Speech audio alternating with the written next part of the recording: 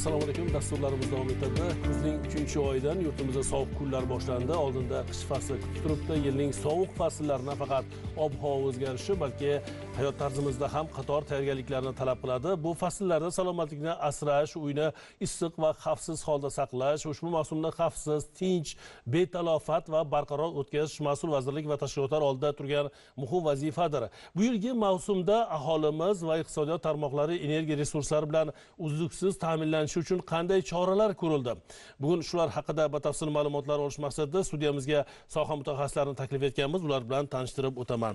Husan Yoqubov, Issiqlik ta'minoti aksiyadorlik jamiyati boshqarma boshlig'i o'rinbosari, Farruh Karimov, Favqulodda vaziyatlar vazirligi mutaxassisi hamda Bobur Boyzoqov, Qurilish va uy-joy kommunal xo'jaligi vazirligi departamenti boshlig'i o'rinbosari hamda biz gidrometeorologik ta'minot boshqarmasi boshlig'i Azimjon Narzullayev bilan jonli tarzda ulanamiz. Ular ayni paytda onlayn bo'lib turibdilar. Biz bilan muloqotda bo'ladilar va suhbatimiz davomida savollarimizga javob qaytaradilar. Hurmatli ekspertlar, studiyamizga xush kelibsiz. Azimjon, siz bilan keyinroq bog'lanamiz. Hozir esa studiyadagi mehmonlarimizga yuzlanmoqchimiz. Hurmatli mehmonlarimiz, kuz-qish mavsumiga tayyorgarlik, issiq va xavfsiz mavsum uchun ko'rilayotgan muhim choralar, aholini tayyorgarligi haqida bugun muloqot qilamiz. Dastlab Farruh, siz bilan boshlasak, bilamizki, mamlakatimizda 1-noyabrdan favqulodda vaziyatlar profilaktikasi oyligi boshlandi va davom etyapti. Mana bir haftaga yaqin muddat o'tdi. Qanday jarayonlar olib borilyapti? Bundan ko'zlangan maqsad nima? Bilamizki, har yili oylik o'tkaziladi va bu oylikda ham juda ko'p amaliy mashg'ulotlar, nazariy va o'quv mashg'ulotlari o'tkaziladi, profilaktik tadbirlar, tashviqot tadbirlari o'tkazilishidan xabarimiz bor. Bu yilgi tadbirning o'ziga xosligi nimada? Marhamat. Avvalambor assalomu alaykum. Demak, ma'lumki, qish mavsumi isitish muammosi bilan bog'liq. Demak, musibatli va baxtsizlik nuqtai nazaridan eng muammoli davr hisoblanadi. Demak, bu davrda aholi turar joylari, ijtimoiy soha obyektlarida, ya'ni tunda insonlar qoladigan obyektlarda issiqlikda xavfsizlik qoidalariga rioya etilmasligi oqibatida, demak, yong'inlar, is gazdan zaharlanish va havo gaz aralashmasining chaqnashi bilan bog'liq baxtsiz hodisalar ko'payadi. Demak, vazirlikning tegishli idoraviy hujjatimizga asosan, demak, har bitta oylarda o'tkazish bo'yicha profilaktik tadbirlar amalga oshirilmoqda. Daxldor hamkorlik xizmatlari bilan, ya'ni kuz-qish mavsumiga tayyorgarlik bo'yicha, ya'ni biz iyun oyidan boshlaganmiz. Demak, respublikamizda bugungi kunda ushbu kuz-qish mavsumiga tayyorgarlik bo'yicha 552 ishchi guruhlar tashkil etilib, hamda hamkor xizmatlar xodimlaridan 3000 ga yaqin xodimlar jalb etilgan. Asosiy e'tiborni biza, ya'ni tunda insonlar qoladigan maskanlarda, ya'ni muruvvat internat uylari, ijtimoiy qo'llab-quvvatlash markazlari hamda tibbiyot muassasalarida hamda talabalar turar joylarida favqulodda vaziyatlarni oldini olish va ularni bartaraf etish yo'nalishida profilaktik tadbirlar amalga oshirilayotganligini alohida ta'kidlash lozim. Bundan keyin respublikamizda demak 703 ta ta'mirlash, tiklash otryadlari ham tashkil etilgan. Unda hamkor xizmatlarimizdan, ya'ni uy-joy kommunal xo'jaligi vazirligidan hamda hudud gaz aksiyadorlik jamiyati, hudud elektr tarmoqlaridan tashkil topgan, ya'ni ta'mirlash, tiklash otryadlari bilan, ya'ni ushbu xonadonlarda aniqlangan kamchiliklarni bartaraf etish yuzasidan bir qator profilaktik tadbirlar amalga oshirilayotganligini ko'rishimiz mumkin. Nega aynan noyabr oyi tanlandi? Chunki boshqa paytlarda ko'rganmiz, qish faslida ham, qish oylarida ham mana shu oylikni o'tkazish doimiy ravishda an'anaga aylangandi. Juda to'g'ri, o'rinli savol berdingiz. Ya'ni boya ta'kidlaganimizda vazirligimizning tegishli buyruqlariga asosan, ya'ni 12 ta oyimizda, ya'ni mavsumga qarab turib oylarni nomlaganmiz. Ya'ni misol uchun mana oddiy bitta statistik ma'lumotni aytadigan bo'lsak, respublikamizda 15-sentyabrdan 15-oktyabr kunga qadar yong'indan ogohlik umummilliy kampaniyasi tadbir o'tkazildi. Ushbu tadbirda demak asosiy yo'nalishlar olingan. Ushbu davrda demak bir oy davomida profilaktik tadbirlar va tadbirning sarhisobi natijasida demak 66.2% da demak yong'inlarimiz hamda insonlarning tan jarohati olish holatlari kamayganligini ko'rishimiz mumkin. Ya'ni bu oyda favqulodda vaziyatlar profilaktikasi oyligini ham o'tkazishimizning asosiy maqsad, demak, tibbiyot muassasalari bo'yicha aytib o'tganimizdek, ta'lim muassasalarida ham mashg'ulotlarimizni o'tkazish, ularga tayyorgarlik borasida ham ishlar amalga oshirilmoqda. Shu targ'ibot tashviqot ishlarida mana ko'rish mumkinki, mana oktyabr oyida yong'in xavfsizligi oyligi o'tkazilgan bo'lsa, demak, yong'inlarning kamayishiga bu sabab aholining xabardorligini oshirish, o'zini hayotiga, farzandlarini, oilasini hayotiga mana shunday bir yong'inlar bilan bir sodir bo'lishini masalan oldini olish bo'yicha, demak, muhim chora-tadbirlarni o'z vaqtida ko'rish, e'tiborli bo'lish, demak, bu juda katta bir samara berayotganligini ko'rishimiz mumkin. Rahmat javoblaringiz uchun. Husan, issiqlik ta'minoti ta'minoti aksiyadorlik jamiyati boshqarma boshlig'i o'rinbosari, xususan sizni taklif etganimiz kuz-qish mavsumida aholini issiqlik, elektr energiyasi va suv bilan uzluksiz ta'minlash bilamizki ustuvor vazifalardan biri. Shu bois issiqlik tarmoqlari, quvurlar va issiqlik manbalari mavsumga qay darajada bugun tayyor? Avvalambor assalomu alaykum, hurmatli efir qatnashuvchilari. Issiqlik ta'minot aksiyadorlik jamiyati tomonidan 2025-2026 yil kuz-qish mavsumiga, demak, joriy yilning aprel-may oylaridan tayyorgarlik ko'rishlari boshlangan. Sentyabr oyini yakuniga qadar, ya'ni 1-oktyabrga qadar mukammal ta'mirlash ishlari, joriy ta'mirlash ishlari yakuniga yetkazilgan. Bugungi kunda Qoraqalpog'iston Respublikasi Vazirlar Kengashi, viloyatlar, Toshkent shahar hokimliklari qarorlari asosida issiqlik mavsumi, kuz-qish mavsumi boshlandi 1-noyabrdan. Bosqichma-bosqich 1-noyabrdan 5-noyabrga qadar issiqlik energiyasi bilan markazlashgan tizimga ulanish ishlari boshlangan. Bugungi kunda issiqlik ta'minoti aksiyadorlik jamiyati qoshida 23 issiqlik ta'minot tashkilotlari mavjud. Bugungi kunda 551 ta qozonxonalarimiz bor. Respublika miqyosida umumiy 44280 ta ko'p kvartirali uylar mavjud bo'lsa, shulardan markazlashgan issiqlik tizimiga 16050 ta ko'p kvartirali uylar ulangan. Bu umumiy qamrovning 37% tashkil etadi.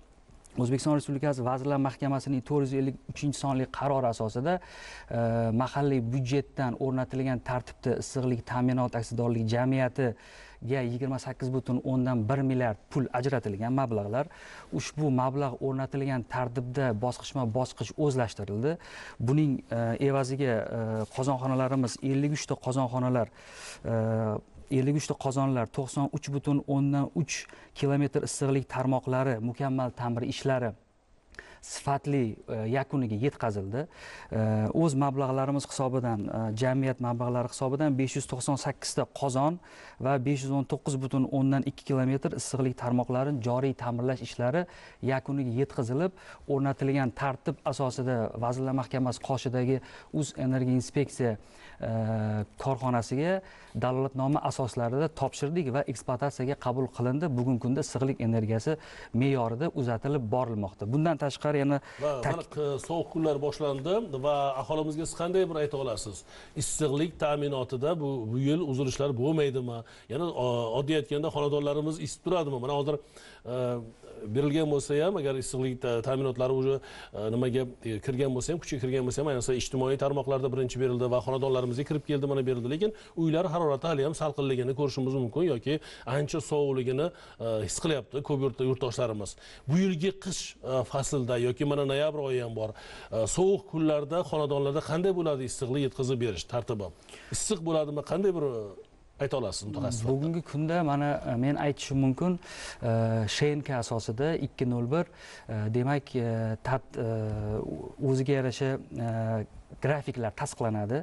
Issiqlik energiyasini uzatilishi gradusi tashqi haroratning gradusiga qarab turib belgilanadi. Bugungi kunda ushbu bizlarda jadvallar tasdiqlab berilgan. Ya'ni misol bilan aytishim mumkin, -14 gradusda uzatish tarmoqqa issiqlik energiyasini gradusi 120 gradus, 6 gradus plusga chiqqan taqdirimizda 65 gradusda issiqlik energiyasi uzatiladi.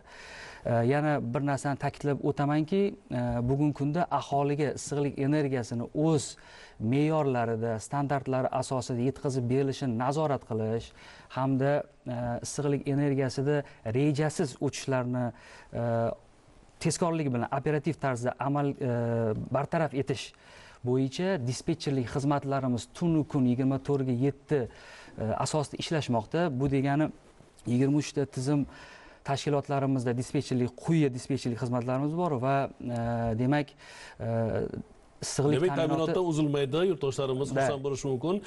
Issiqlik degan belgilangan jadval asosida tashqi haroratga qaragan holda o'sha ta'minot demak yetkazib beriladi. Shunday issiqlik ta'minotida markazlashgan dispetcherlik xizmati ham mavjud.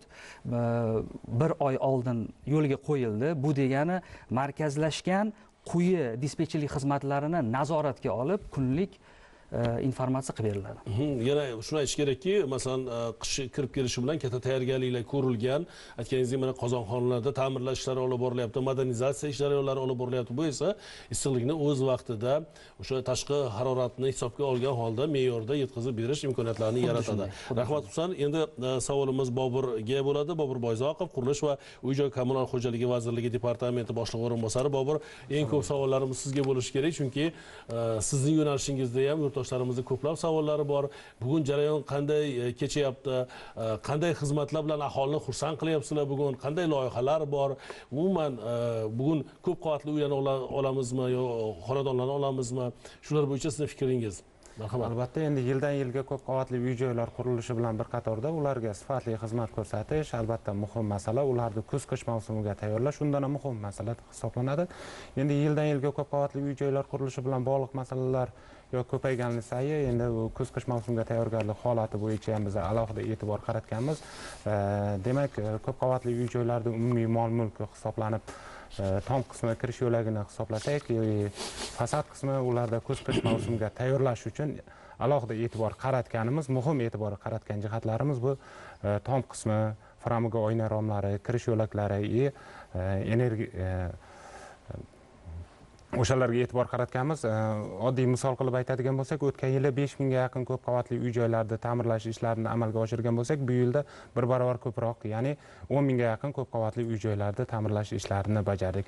Albatta, endi faqat ta'mirlash ishlari bilan ko'p qavatli uy-joylarni kuz-qish mavsumiga tayyorgarlik ko'rish emas. Demak, ko'p qavatli uy-joylarning suv chiqarish nuqtalarini ham ko'rikdan o'tkazish, ularni umumiy ma'noda kuz-qish mavsumiga tayyorgarlik holatini o'rganish ham kuz-qish mavsumiga tayyorgarlik ko'rish hisoblanadi. Bu mana shu tayyorgarlik ko'rish bilan aytyapmiz. Endi masalan ba'zi raqamlarni keltirganda to'g'ri bu hisobot bo'lib qolishi mumkin, lekin bugun qay darajada qamrab olindi? Tayyorgarlik masalan qanchalik, necha foizga ko'rildi deyish mumkin.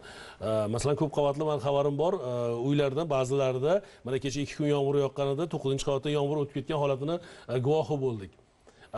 Tomlarni yopish, mana shu paytgacha nimaga tayyorgarlik ko'rilmadi? Yoz davomida masalan kim u ishlarni qilish kerak bo'ladi? Albatta, endi ko'p qavatli uy-joylarda kuz-qish mavsumiga tayyorgarlik ko'rish aynan yoz mavsumida emas, doimiy amalga oshiriladi. Endi qanday tartibda doimiy amalga oshiriladi? Har bir boshqaruv kompaniyalarida demak 24 soatli rejimda ishlaydigan dispetcherlik xizmatlari mavjud. Ularga qo'ng'iroq qilib murojaat qilinganda, demak, u ta'mirlash ishlarini bajargandan so'ng alohida daftariga yuritib boriladi. Demak, kelgusi yil uchun rejalarni tuzib oladi. Demak, o'sha rejalarga asosan ta'mirlash ishlarini bajargandan keyin siz aytganday holatlar kuzatilgan holatlarda bizlar boshqaruv servis kompaniyalarida barchasida zarur zaxira materiallarini yaratganmiz. Bu qum, tuz aralashmasidan tortib to har xil turdagi quvurlar ham inobatga olingan.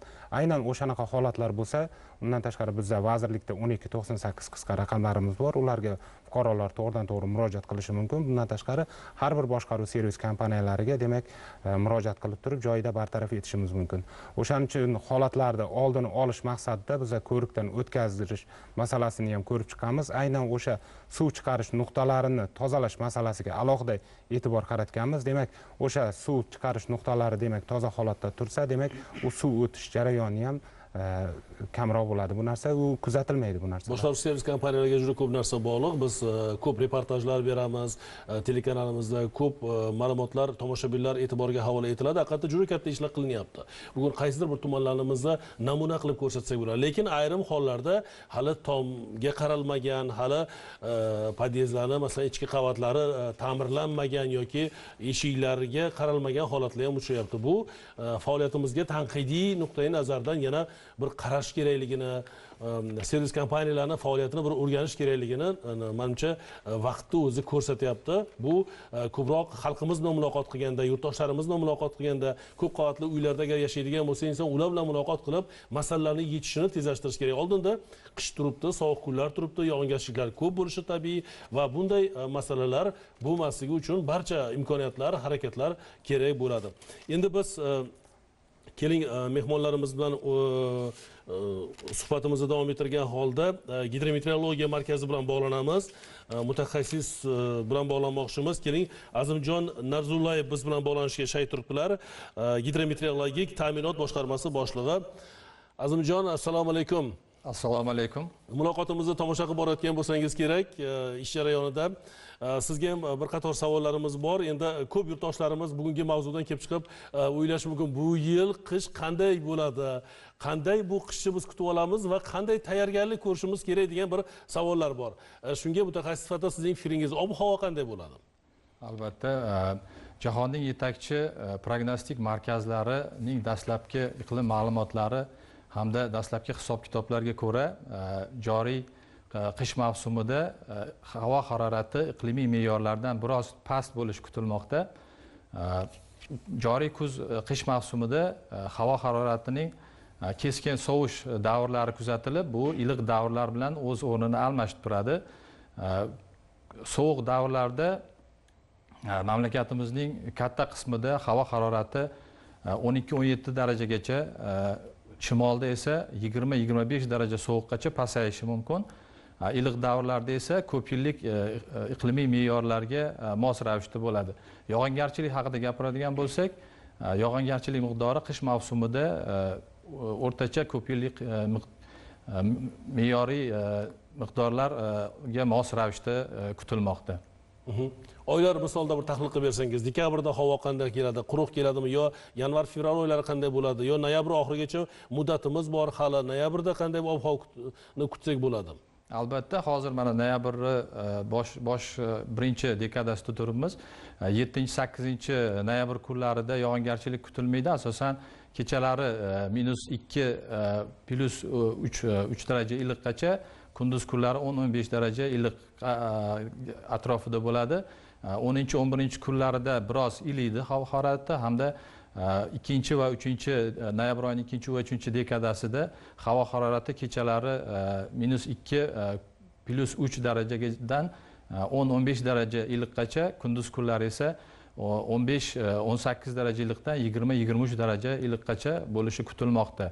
Dekabr oyida ko'p yillik me'yorlar atrofida bo'lishi kutilmoqda, ya'ni havo harorati hozirgida aytib o'tganimdek kechalari -3 darajadan 5 daraja iliqqacha, kunduz kunlari esa 10-15 daraja iliqqacha bo'lish atrofida prognoz qilinmoqda. Rahmat, mutaxassislar tomonidan qanday ishlar olib borilyapti? Ushbu tahlillar haqida bir to'xtalib o'tsangiz, o'rganishlar qanday davom etyapti? Qanday bir tizimda yangi loyihalar bor o'rganishda? Tomonidan Butunjahon meteorologiya tashkilotining a'zosi sifatida barcha shu prognoz, ob-havo prognozlarini ishlab chiqishda muntazam qatnashib boramiz hamda o'z fikr mulohazalarimiz bilan o'rtoqlashamiz. Noyabr oyining oxirida qish mavsumi uchun butun dunyoni Yevropada bo'ladigan forumda ishtirok etamiz hamda qish mavsumi uchun aniq prognozlar ishlab chiqishda qatnashamiz. Hozirda O'zgidromet agentligida ma'lumotlar, ob-havo prognozlaridan tashqari butun respublikamiz bo'ylab kuzatuv stansiyalarini avtomatlashtirish, ulardan ma'lumotlarni onlayn tarzda qabul qilish va bu ma'lumotlarni tezkor prognoz ma'lumotlarini tayyorlashda ishlatishga katta e'tibor qaratilgan. Oxirgi yillarda O'zgidromet agentligida 120 dan ortiq avtomatik stansiyalar o'rnatildi. Yangidan 3 ta meteorologik radiolokator tarmog'i o'rnatildi. Bu esa bizga ob-havo sharoitini ayni vaqtda qanday holatda ekanligi va tezkor ogohlantirishlar berishi ishonchliligini oshirishga yordam beradi. Rahmat Azimjon, keyingi safar biz sizni studiyamizga taklif qilamiz va qishning sovuq kunlarida bo'lsa ham yaxshi ma'lumotlar bilan, yaxshi yangiliklar bilan siz bilan mana shu studiyada suhbat qilish niyatimiz bor. Bugungi ma'lumotlar uchun sizga rahmat, ishingizga rivoj tilaymiz. Rahmat. Salomat bo'ling. Hurmatli ekspertlar, mana gidrometeorologiya ma'lumotlari bilan ham tanishdik. Mutaxassisimiz aytdilar, demak oldinda sovuq kunlarimiz juda ko'p bo'ladi va qishga biz tayyor bo'lishimiz kerak. Buning natijasida biz qanday tayyorgarlik ishlarini olib boryapmiz? Aholimiz nimalarga e'tibor berish kerak? Endi to'g'ri, mana oylikda aytyapsiz, oylik davomida demak amaliy mashg'ulotlar o'tkazilyapti, boshqa bir tadbirlar rejalangan, har yilgi xato va kamchiliklardan xulosa qilingan holda bu yil juda katta bir e'tibor berilayotganligini guvohi bo'lyapmiz gap so'zingizdan. Marhamat.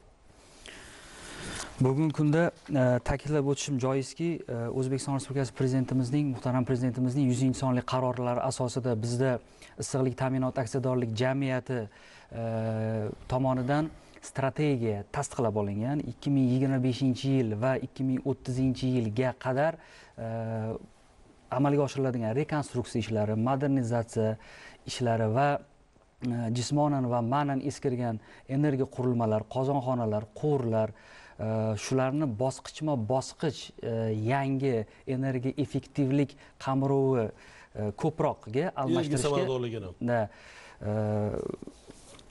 rejalashtirilgan. Bugungi kunda aytib o'tishim kerakki, mana 2030-yilgacha bizlarda faqatgina issiqlik energiyasini ishlab chiqarish emas, ya'ni ikki xil energiya, kogeneratsiya, elektr energiya va issiqlik energiyasini bir vaqtning o'zida ishlab chiqarish davlat dasturi asosida belgilab berilgan. Bunda Nukus shahrida RK1 qozonxonasida kogeneratsiya texnologiyalari asosida 209 megavat issiqlik energiyasi va elektr energiya ishlab chiqarilishi rejalashtirilgan. Bu 2026-yilning yakuniga qadar amalga oshirilishi belgilab berilgan.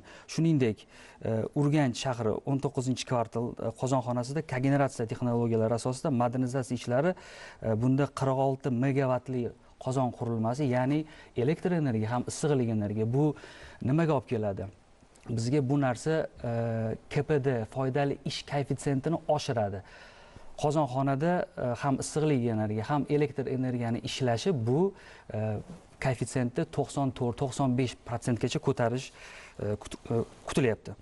Demak, Navoiyda Zarafshon shahrida issiqlik ta'minotida kogeneratsiya 336 megavatli qurilmani qurilishi rejalashtirilgan.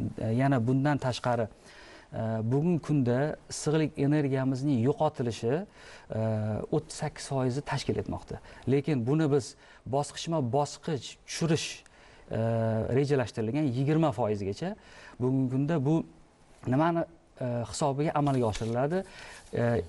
Temir quvurlarimiz hozirda bizda mavjud. Buning o'rniga penopoliuretanovый PPU yangi aqlli quvurlar ishga tushiriladi va bu degani aqlli deb aytayotganim, integratsiya qilingan, unda o'rnatilgan jilka datchiklari bor. Bu issiqlik energiyasi yo'qotilgan nuqtani ko'rsatadi va operativ xizmatchilarimiz darhol bu narsani oldini olish va issiqlik energiyasini iste'molchilarimizga sifatli va o'rnatilgan muddatlarida yetkazib berilishini ta'minlab boradi. Demak, yo'qotishlarni oldini olishga qaratilgan bu ishlar ham juda katta ahamiyatga ega va o'z vaqtida issiqlikni yetkazib berish ta'minotda, demak, ustuvorlikka bir yordam beradi va qo'ygan maqsadlarimizni, vazifalarimizni ijrosiga ham o'zini samarasini ko'rsatadi. Rahmat javoblaringiz uchun. Farruh, endi bevosita oylik to'g'risida boya to'xtalib o'tdingiz. Qanday yana rejalar bor? Oy oxirigacha nima ishlar qilinadi va undan ko'zlangan maqsad nima? Qaysi hududlarimizda bugun mana shu oylikda faol ishtirok etish kuzatilyapti? Qaysi hududlarimiz pastroq ishtirok etyapti? Demak, yana bir muhim masala bugungi kunda favqulodda vaziyatlar vazirligi tizimida yangi islohotlar davri, ya'ni yangi tartib asosida vazirlik tomonidan, demak, mahallabay, xonadonbay tartibda, demak, boya ta'kidlaganimizdek yong'inlar, is gazidan zaharlanish va havo gaz aralashmasining chaqnashi bilan bog'liq hodisalarni oldini olish bo'yicha profilaktik tadbirlar bosqichma-bosqich rejalashtirilgan. Yana bitta muhim masala, qizil toifaga kirgan hududlardan, ya'ni xonadonlarimizda profilaktik tadbirlari ishlari amalga oshirilmoqda. Demak, agar raqamlarga yana bir to'xtaladigan bo'lsak, bugungi kunda 2 millionga yaqin xonadonlarimizda profilaktik tadbirlar o'tkazildi va 9008 ta mahallalarda ham asosiy qatlamli ijtimoiy soha obyektlari bo'ladimi yoki o'sha mahallalarda joylashgan ta'lim muassasalarimiz xodimlarini jalb etgan holda ko'p sig'im, ko'p auditoriyalarga ega bo'lgan tadbirlar tashkil etilib, u yerda demak favqulodda vaziyatlarni oldini olish va yong'in xavfsizligini ta'minlash bo'yicha profilaktik tadbirlar amalga oshirilayotganini ko'rishimiz mumkin. Bundan tashqari, demak, maktabgacha va maktab ta'lim vazirligiga qarashli demak obyektlarda 12 mingdan ziyod ta'lim muassasalarimizda ham profilaktik ogohlantiruv tadbirlari o'tkazildi. Demak, 2 mingga yaqin yong'in o'chirish amaliy taktik mashq, 3 mingga yaqin mashg'ulotlar o'tkazildi. Demak, mashg'ulotlardan o'tkazishimizning asosiy maqsadlaridan ham biri shuki, ya'ni fuqarolarimizni yanada xavfsizlik madaniyatini oshirib, demak, kuz-qish mavsumini betalofat o'tkazish bilan bog'liq. Ushbu tadbirlarni o'tkazishdan maqsad. Demak, keyingi bu oylarda tadbirlari o'zini samarasini beradi, chunki xabardorlikni oshirish, sovuq mavsumga, sovuq kunlarga tayyor holatda bo'lish bu fuqarolarimizni ko'p jihatdan o'ziga ham bog'liq. Endi har bir faslimizni o'ziga xosligi bor. Endi mana Bobur, siz ham aytib o'tsangiz, qanday bir oy oxirigacha rejalar bor va qishki mavsumda qanday kutib olamiz, qanday bir loyihalar amalga oshirilyapti? Dasturimiz so'ngida. Albatta, endi soha yo'nalishi bo'yicha e'tibor qaratadigan muhim jihatlardan bittasi endi hozirgi kunda energiya samaradorlik masalasi. Bu yilda o'zida 1000 ga yaqin ko'p qavatli uy-joylar energiya samaradorligini oshirish maqsadida fasad qismlari, demak, bazalt qoplamasi, ya'ni energiya samarador qoplamalar bilan qoplash ishlari amalga oshirildi. Ya'ni 2026-30-yilgacha ham bizga rejalarimiz bor. Bu bo'yicha Jahon bankining $2 million AQSh dollari mablag'i bo'yicha, demak, grant mablag'larini ishni boshlash uchun, demak, kelishuvga erishganmiz. Bundan tashqari hozir mana fursatdan foydalanib, demak, ta'kidlab o'tishim kerakki, hozirgi kunda, demak, markazlashgan issiqlik tizimiga ulangan ko'p qavatli uy-joylarga, demak, issiqlik ta'minoti berilmoqda. Demak, har bir tashkilotlar, demak, o'zi mansublik chegarasi bor. Chegarasi jarayonida ta'minotchi tashkilotlar ko'p qavatli uy-joylarning kirish qismigacha, demak, issiqlik yetkazib beradigan bo'lsa, shu kirish qismidan to aholigacha bo'lgan joyga boshqaruv servis kompaniyalari yetkazib berish kerak. Aholi xonadoni ichidagi, demak, isitish qovurg'alari bu joy mulkdorlarining o'zining shaxsiy mulki hisoblanadi. Xonadonda, demak, har bir yashovchining o'zlari xonadon egalari javob beradi. Albatta javob beradi. Rahmat sizga, Bobur. Hurmatli mehmonlar, bugungi tashrifingiz va bizga bergan ma'lumotlar uchun rahmat deymiz. Kuz-qish mavsumiga tayyorgarlik, issiq va xavfsiz mavsum uchun muhim choralarni ko'rishda har birimizga juda katta mas'uliyat yuklangan. Mana shu vazifalarni birgalikda bajarsak, talofatsiz sovuq kunlarni o'tkazishimiz kerak bo'ladi. Biz keyingi muloqotlarimizda albatta bu mavzuga qaytamiz va siz bilan yangi loyihalar, qilinayotgan ishlar, uning samarasi haqida tomoshabinlarimizga, yurtdoshlarimizga ma'lumot berasiz degan niyatdamiz. Hurmatli teletomoshabinlar, dasturlarimiz davom etadi. E'tiboringiz uchun tashakkur. Xayr, salomat bo'ling. Uzoqlashmang.